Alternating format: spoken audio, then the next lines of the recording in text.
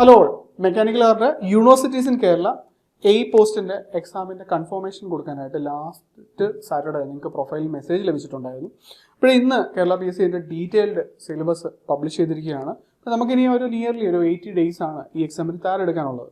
ഇപ്പോൾ സിലബസ് നമ്മളൊന്ന് ഓവർവ്യൂ നോക്കുവാണെങ്കിൽ കഴിഞ്ഞ പോളിടെക്നിക് ലെക്ചർ എക്സാം ആയിക്കോട്ടെ, അസിസ്റ്റന്റ് പ്രൊഫസർ എക്സാം ആയിക്കോട്ടെ, അല്ലെങ്കിൽ തലത്തിൽ നടത്തിയ ഇറിഗേഷൻ എക്സാംസ് ഒക്കെ നമ്മൾ നോക്കുവാണെങ്കിൽ അതിന്റെ സിലബസിൽ നിന്നും കുറച്ച് വ്യത്യസ്തമാണ്.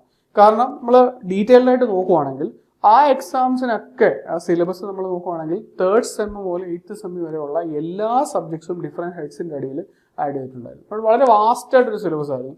പോളിടെക്നിക് ലെക്ചറിൻ്റെയൊക്കെ സിലബസ് ഒരു 15, 16, 17 പേജസ് തന്നെ ഉണ്ടായിരുന്നു, കോർ പേപ്പറുകൾ മാത്രമായിട്ട് തന്നെ. പിന്നെ അതിൻ്റെ കൂട്ടത്തിൽ നമ്മുടെ ബേസിക് പേപ്പേഴ്സും. ഇപ്പോൾ ആ സിലബസിൽ നിന്നും കുറച്ച് വ്യത്യാസമാണ്. ഇതിൻ്റെ അകത്ത് 8 ഹെഡുകളാണ് വരുന്നത്. അതിനടിയിൽ നമുക്ക് ഒത്തിരി വാസ്റ്റ് ആയിട്ടുള്ള ഏരിയാസ് ഇല്ല. ഇപ്പോൾ ഇൻഡസ്ട്രിയൽ എഞ്ചിനീയറിംഗ് ഒക്കെ നമ്മൾ നോക്കിക്കഴിഞ്ഞാൽ പോളിടെക്നിക് ലെക്ചർ, അസിസ്റ്റന്റ് പ്രൊഫസർ എക്സാംസിന്റെ ഇൻഡസ്ട്രിയൽ എഞ്ചിനീയറിംഗിന്റെ സിലബസിൽ നിന്നും കുറച്ച് വ്യത്യസ്തമാണ്. വളരെ പ്രിസൈസ് ആയിട്ടുള്ള കുറച്ച് ഏരിയാസ് മാത്രമാണ് പറഞ്ഞിരിക്കുന്നത്. മെക്കാനിക്സ് ഓഫ് സോളിഡ്സ് അവിടെ നോക്കുവാണെങ്കിൽ സെൻട്രൽ ലെവൽ എക്സാംസിന്റെ ഒക്കെ ക്വസ്റ്റ്യൻസ് വരുന്ന RRB JEE അല്ലെങ്കിൽ SSC JEE ആ ഒരു ഏരിയാസ് മാത്രം, ഒരു ഡിപ്ലോമ ലെവലിൽ വരുന്ന ആ ഒരു ഏരിയാസ് മാത്രമാണ് അതിൻ്റെ അകത്ത് ആഡ് ചെയ്തിരിക്കുന്നത്. മെക്കാനിക്സ് ഓഫ് സോളിഡ്സിൻ്റെ അകത്ത് stress strain diagram, bending moment diagram, shear force diagram, പിന്നെ കോളംസിൻ്റെ ഒക്കെ റാങ്കിൻസ് ഫോർമുല വെച്ചിട്ടുള്ള ചില പ്രോബ്ലംസ് ഒക്കെ, സിമ്പിൾ പ്രോബ്ലംസ് ഒക്കെ ഉൾപ്പെടുത്തിയിട്ടുള്ള ഒരു പോർഷനാണ് വന്നിരിക്കുന്നത്.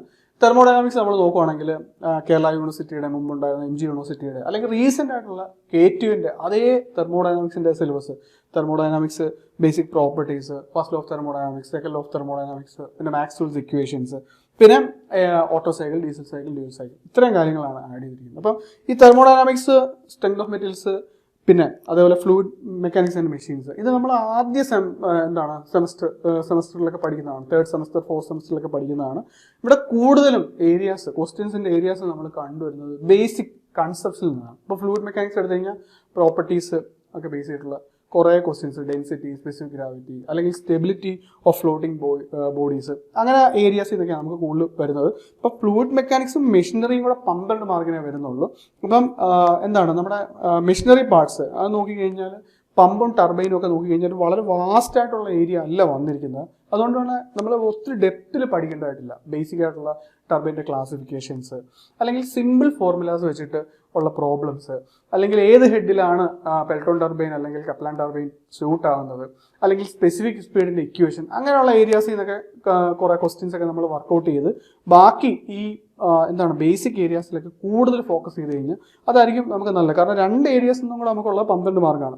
ഇപ്പം മെറ്റലർജി, മെറ്റീരിയൽ സയൻസ് നോക്കുവാണെങ്കിൽ ബേസിക്കലി ക്രിസ്റ്റൽ സ്ട്രക്ചർ, എല്ലാ എക്സാംസിനും വരുന്ന കുറേ ഏരിയാസ് ഉണ്ട്. അതേപോലെ ഹീറ്റ് ട്രീറ്റ്മെന്റ് പ്രോസസ്സ്, അതേപോലെ തന്നെ നമ്മുടെ അലൂമിനിയം അലോയ്സ്, അങ്ങനെ തുടങ്ങിയ അലോയ്സിന്റെ കുറേ properties, iron carbon equilibrium diagram. അപ്പോൾ ഇത്ര ഏരിയാസ് നമ്മൾ പഠിച്ചു കഴിഞ്ഞാൽ മെറ്റലർജി കഴിഞ്ഞു. ഇപ്പോൾ metallurgy, fluid mechanics, strength of materials, thermodynamics, ഈ 4 മൊഡ്യൂൾസ് നിങ്ങൾക്ക് കവർ ചെയ്യാനായിട്ട് കൃത്യമായിട്ടുള്ള ഒരു സ്റ്റഡി പ്ലാനും നിങ്ങളിൽ കുറച്ച് വർക്കൗട്ട് ചെയ്യാൻ കുറേ ക്വസ്റ്റ്യൻസ് ഒക്കെ ഉണ്ടെങ്കിൽ നിങ്ങൾക്ക് ഒരു 20 മുതൽ 25 ദിവസം കൊണ്ട് അത് കംപ്ലീറ്റ് ചെയ്യാം. പിന്നെ വരുന്നതാണ് നമുക്ക് തെർമൽ എഞ്ചിനീയറിംഗ്, അതേപോലെ theory of machines, production technology, industrial management. ഇപ്പോൾ പ്രൊഡക്ഷൻ ടെക്നോളജിക്കകത്ത് നോക്കുവാണെങ്കിൽ നമുക്ക് പ്രൊഡക്ഷൻ ടെക്നോളജിക്കകത്ത് ഒത്തിരി ഏരിയാസിൽ നമുക്ക് ആഡ് ചെയ്യാൻ പറ്റുന്ന ഒരു ടോപ്പിക്കാണിത്. പക്ഷേ ഇവിടെ വരുവാണെങ്കിൽ ഇതിൻ്റെ അകത്തൊരു 3 ഏരിയാസ് ആണ് നമുക്ക് ആഡ് ചെയ്തിരിക്കുന്നത്. കാസ്റ്റിങ്ങിൻ്റെ അകത്ത് തന്നെ നമുക്ക് വരുന്നുണ്ട് ഡിഫറെൻറ്റ് ടൈപ്സ് ഓഫ് പാറ്റേൺസ്, അങ്ങനെയുള്ള കാര്യങ്ങൾ വരുന്നുണ്ട്. പിന്നെ ഇവിടെ ആഡ് ചെയ്തിരിക്കുന്നത് പ്രൊഡക്ഷൻ്റെ അകത്ത് ആഡ് ചെയ്തിരിക്കുന്നത് വെൽഡിങ് ആഡ് ചെയ്തിട്ടുണ്ട്. പിന്നെ നമുക്ക് ഒരു സെക്കൻഡ് ഏരിയ എന്ന് പറയുന്നത് അൺകൺവെൻഷണൽ മെഷീനിങ് പ്രോസസ്സാണ്. അപ്പോൾ അതിൻ്റെ അകത്ത് EDM, ECM, LBM, USM, AGM, EBM, ഇങ്ങനെ കുറേ ഹെഡിങ്സിൽ മെൻഷൻ ചെയ്തിട്ടുണ്ട്. പക്ഷേ ഇതെല്ലാം നമുക്ക് ഒരു ദിവസം കൊണ്ട് ഈ പ്രോസസ്സ് എല്ലാം നമുക്കൊന്ന് കവർ ചെയ്തിട്ട് അതിൻ്റെ ക്രിസ്പായിട്ടുള്ള നോട്ട്സ് നമുക്ക് റെഡിയാകാം.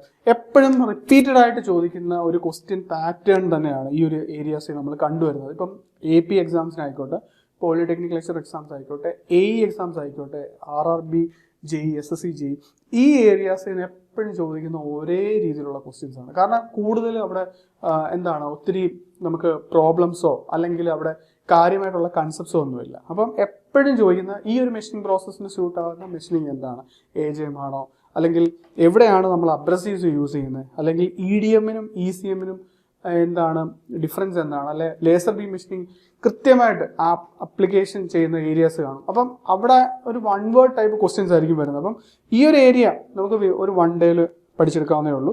പിന്നെ കമ്പ്യൂട്ടർ ഇൻ്റഗ്രേറ്റഡ് മാനുഫാക്ചറിൻ്റെ അകത്ത് CAD CAM integration tools, additive manufacturing, ഇപ്പോൾ ഇങ്ങനെയുള്ള ഏരിയാസിൽ നിന്നൊക്കെ നമ്മൾ PSCയുടെ പാറ്റേൺ നോക്കുവാണെങ്കിൽ അവിടുന്ന് സ്ഥിരമായിട്ട് നമുക്ക് ക്വസ്റ്റ്യൻസ് കിട്ടാറില്ല. ഇപ്പോൾ പോളിടെക്നിക് ലെക്ചർ എക്സാംസിനൊക്കെ ഇങ്ങനെ കുറേ ഏരിയാസ് എന്താണ് വന്നിട്ടുണ്ടായിരുന്നു. കമ്പ്യൂട്ടർ ഇൻ്റഗ്രേറ്റഡ് മാനുഫാക്ചറിങ് സിലബസിൽ മെൻഷൻ ചെയ്തിട്ടുണ്ടായിരുന്നു. മെഷീൻ ടൂൾ ഏരിയയിൽ നിന്ന് കുറേ കാര്യങ്ങൾ അവിടെ പറഞ്ഞിട്ടുണ്ടായിരുന്നു. ജിഗ്സ് ആൻഡ് പിക്ചേഴ്സ് ഒക്കെ വന്നിട്ടുണ്ടായിരുന്നു. പക്ഷേ സിലബസ് എന്താണ് വെച്ചിട്ട് നമ്മൾ എക്സാമിന് പോകുന്ന സമയത്ത് ഇതെല്ലാം കവർ ചെയ്ത് പോകുമ്പോൾ ഇവർ സ്ഥിരമായിട്ട് ചോദിക്കുന്നത് എപ്പോഴും ഒരു പെർട്ടിക്കുലർ അവരുടെ ഒരു പാറ്റേൺ വെച്ചിട്ടായിരിക്കും. അപ്പം നമ്മൾ ഈ ഏരിയാസിൽ അധികം സമയം കൊടുക്കേണ്ടതായിട്ടില്ല.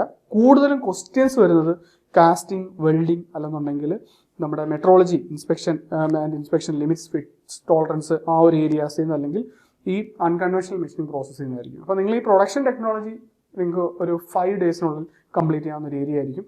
ഇനി ഇൻഡസ്ട്രിയൽ എഞ്ചിനീയറിംഗ് ആൻഡ് മാനേജ്മെൻറ്റ് ചോദിക്കുകയാണെങ്കിൽ എല്ലാ എക്സാംസിലും നമ്മൾ കണ്ടുവരുന്നതാണ് പെർട്ട് ആൻഡ് CPM. പിന്നെ ഈ ഒരു ഏരിയ എന്ന് പറഞ്ഞു കഴിഞ്ഞാൽ ഇൻവെന്ററി മോഡൽസ്, EOQ മോഡൽസ്, പിന്നെ ഗാൻ ചാർട്ട്സ്, പിന്നെ quality, work study, motion study, അങ്ങനെയുള്ള കുറേ ഏരിയാസ്. അപ്പോൾ ഇത് നമ്മൾക്ക് കൃത്യമായിട്ടുള്ള നോട്ട്സും എല്ലാം റെഡി ആണെങ്കിൽ നമുക്കൊരു 5 ഡേയ്സ് കൊണ്ട് ഈ ഒരു ഏരിയാസും കവർ ചെയ്യാം. ഇപ്പം പിന്നെ വരുന്നത് 2 ഏരിയാസ് എന്ന് പറയുന്നത് തിയറി ഓഫ് മെഷീൻസ് ആണ്. ഒരു ഏരിയ തെർമൽ എഞ്ചിനീയറിംഗിൻ്റെ അകത്ത് നമുക്ക് SI എഞ്ചിൻസ്, CA എഞ്ചിൻസ്, പിന്നെ ഹീറ്റ് എക്സ്ചേഞ്ചേഴ്സിൻ്റെ കുറച്ച് പാർട്ട് വരുന്നുണ്ട്. പിന്നെ തിയറി ഓഫ് മെഷീൻസിൻ്റെ അകത്ത് നമുക്കിവിടെ ഫ്ലൈ വീൽസ്, പിന്നെ ഗിയേഴ്സിൻ്റെ ടൂത്ത് പ്രൊഫൈൽസ്, അങ്ങനെയുള്ള ഏരിയാസ് ആണ് വരുന്നത്. ആ 2 ഏരിയയും കൂടെ നമുക്ക് കവർ ചെയ്യാനായിട്ട് കുറച്ച് സമയം വേണ്ടി വരും, ഒരു 15 ഡേയ്സ്. അപ്പോൾ ഒരു 80 ഡേയ്സിൻ്റെ സ്റ്റഡി പ്ലാനോട് കൂടി കൃത്യമായിട്ടുള്ള നോട്ട്സ്, ഗൈഡൻസ്, പിന്നെ കൂടുതൽ ക്വസ്റ്റ്യൻസും കൂടെ നിങ്ങൾക്ക് വർക്കൗട്ട് ചെയ്യാൻ പറ്റുന്നുണ്ടെങ്കിൽ ഈ എക്സാം എന്തായാലും നിങ്ങൾക്ക് ക്രാക്ക് ചെയ്യാൻ പറ്റും. പിന്നെ നമുക്ക് ഓൾറെഡി 3 ഡിപ്പാർട്ട്മെൻറ്റിലേക്കുള്ള ഈ പോസ്റ്റിൻ്റെ നോട്ടിഫിക്കേഷൻ ഇപ്പോൾ ലൈവാണ്. 1 അഗ്രോ മെഷീനറി, 2 നമുക്ക് ground water, 3 universities in Kerala. അപ്പോൾ ഈ 3 എക്സാമുകളും നമുക്ക് അടുത്ത ഒരു 3-4-5 മന്ത്സിനുള്ളിൽ തന്നെ പ്രതീക്ഷിക്കാം. കഴിഞ്ഞ ഇയറിലായിരുന്നു ഇതിൻ്റെ നോട്ടിഫിക്കേഷൻ വന്നത്. ഈ കലണ്ടർ ഇയറിൽ ഇതിൻ്റെ എക്സാംസിൻ്റെ സ്ലോട്ടുകൾ ഓൾറെഡി അവർ നേരത്തെ പ്ലാൻ ചെയ്തിട്ടുണ്ടായിരുന്നു. അപ്പോൾ ആദ്യമേ വന്ന എക്സാമാണ് യൂണിവേഴ്സിറ്റീസ് ഇൻ കേരളയുടെ ഈ എക്സാം എന്ന് പറയുന്നത്. അപ്പോൾ ഈ എക്സാമിന് എങ്ങനെ ചുരുങ്ങിയ സമയത്തിനുള്ളിൽ നിങ്ങളൊരു സ്റ്റഡി പ്ലാൻ സെറ്റ് ചെയ്ത് പഠിക്കണമെന്നുള്ള ഒരു ഫ്രീ വെബിനാർ നമ്മുടെ അനീസ് സാർ കണ്ടക്ട് ചെയ്യുന്നുണ്ട്. നമ്മുടെ ഫാക്കൽറ്റി എക്സ്പേർട്ട് ആണ്. May 29 വെബിനാർ ജോയിൻ ചെയ്യാനായിട്ട് കമൻറ്റ് ബോക്സിൽ കാണുന്ന ഗൂഗിൾ ഫോം നിങ്ങൾക്ക് ഫില്ല് ചെയ്യാവുന്നതാണ്.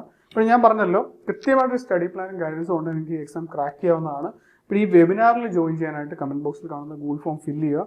ഒപ്പം നമ്മൾ ഈ എക്സാമിൻ്റെ കോച്ചിങ് എന്തായാലും സ്റ്റാർട്ട് ചെയ്തിട്ടുണ്ടായിരുന്നു നേരത്തെ തന്നെ. ഒപ്പം നമ്മളൊരു ഫോക്കസ് ബാച്ച്, ഒരു 80 ഡേയ്സ് ഫോക്കസ് ബാച്ച് സ്റ്റാർട്ട് ചെയ്യുന്നുണ്ട്. അപ്പം ബാച്ചിന് ജോയിൻ ചെയ്യാനായിട്ടും കമൻറ്റ് ബോക്സിൽ കാണുന്ന ഗൂഗിൾ ഫോം നിങ്ങൾക്ക് ഫില്ല് ചെയ്യാവുന്നതാണ്. അപ്പോൾ കൂടുതൽ ജോബ് അപ്ഡേറ്റ്സിന് ചാനൽ ഫോളോ ചെയ്യുക. നിങ്ങളുടെ പ്രിപ്പറേഷൻസിന് ഓൾ ദി ബെസ്റ്റ്. താങ്ക്സ്.